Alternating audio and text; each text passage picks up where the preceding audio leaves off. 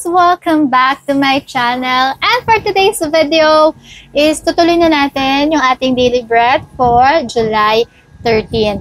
So ang title nito is A Longing for God.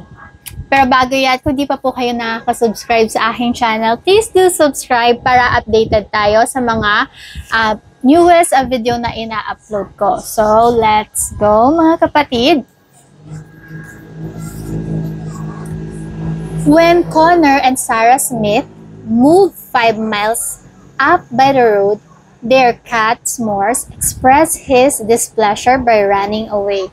So, merong couple, si Miss Connor and Sarah, lumipat sa original nilang home, 5 miles ang layo. Then, meron silang pusa, ang pangalan si S'mores, and hindi niya nagustuhan na lumipat, kaya nag-run away siya, umalis siya, tunakbuhan, or somewhere like that. One day, Sarah saw a current photo of their old farmhouse on social media. There was S'mores in the picture, happily.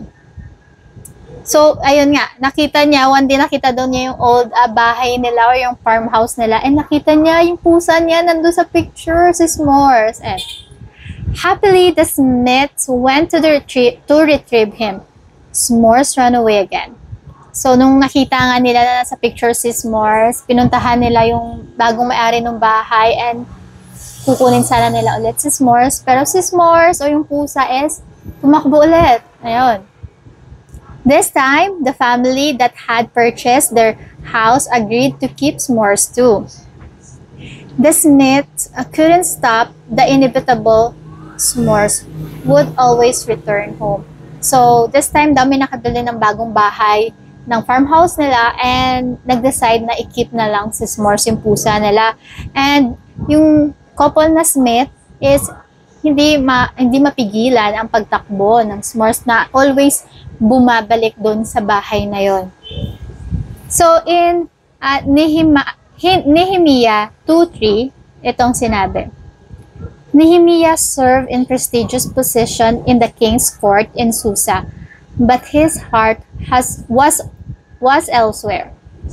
He had just heard news of the sad condition of the city there where my ancestors are buried. So that's Nehemiah 2:3. In Tagalog, guys, ito yon. Pero sumagot ako sa hari. Humaba po nawa ang buhay ng mahal na hari. Nalulungkot po ako dahil ang lungsod na pinaglibingan ng aking mga ninuno ay nag-iba at ang mga pintuan nito ay nasunog. So, sinasabi dito na nag-iba na yung pinanggalingan niya na lugar and yung nilibingan ng mga ninuno niya or yung ancestor niya is na iba na yung itsura and yung iba na sunog. And so he prayed, remember the instruction you gave your servant Moses. So, yun, tandaan daw natin yung instruction na binigay sa servant na si Moses. If you return to me and obey my commands, then even if your exiled people are the farthest horizon, okay, I will wash you. I will gather them from there and bring them to the place I have chosen as dwelling for my name. So in Tagalog, guys, so this is Nehemiah pa rin, 1:8-9. I want it. So, let's read Nehemiah 1:8-9. In Tagalog to, guys. Alalahanin po ninyo ang sinabi nyo noon kay Moises. Kung kayong mga Israelita ay hindi maging matapat sa akin, pangangalatin ko kayo sa ibang mga bansa. Ngunit kung manunumbalik kayo sa akin at tutupad sa mga utos ko, kahit mangalat pa kayo sa pinakamalayong lugar, titipunin ko kayong muli sa lugar na pinili ko upang ako'y parangalan. So, sinasabi dito na yung inutos nga kay Moises na kahit na, kumbaga, example natin is family. Di ba, isang pamilya kayo.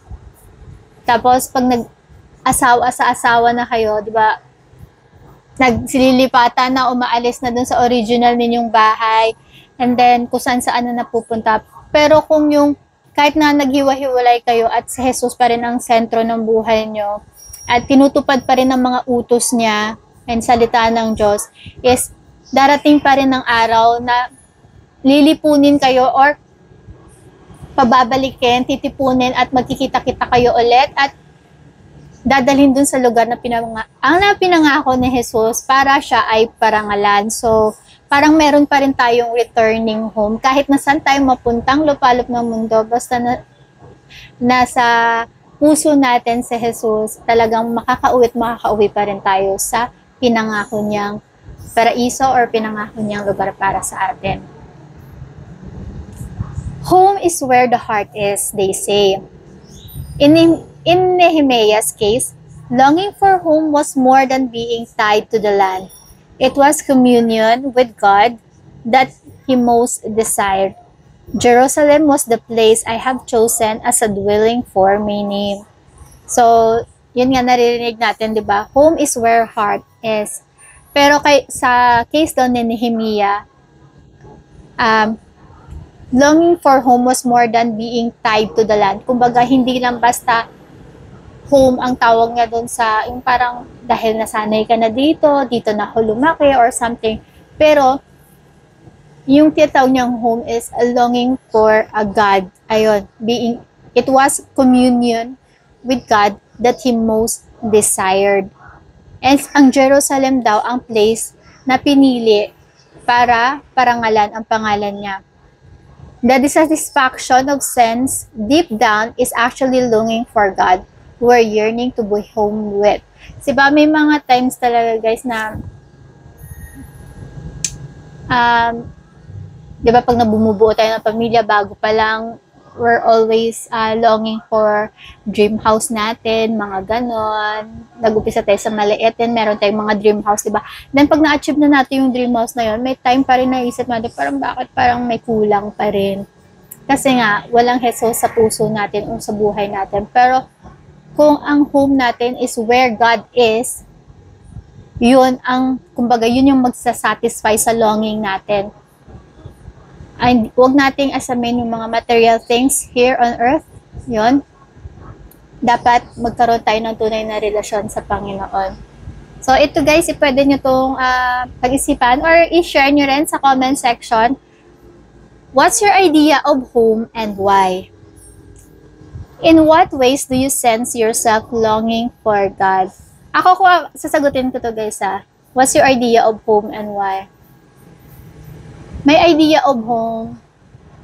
Kung nasaan yung kahit saan mo ako ilagay, basta kasama ko ang pamilya ko, nananalig ako sa Panginoon, pagdadasal ko, kaligtasan namin, mga ganun.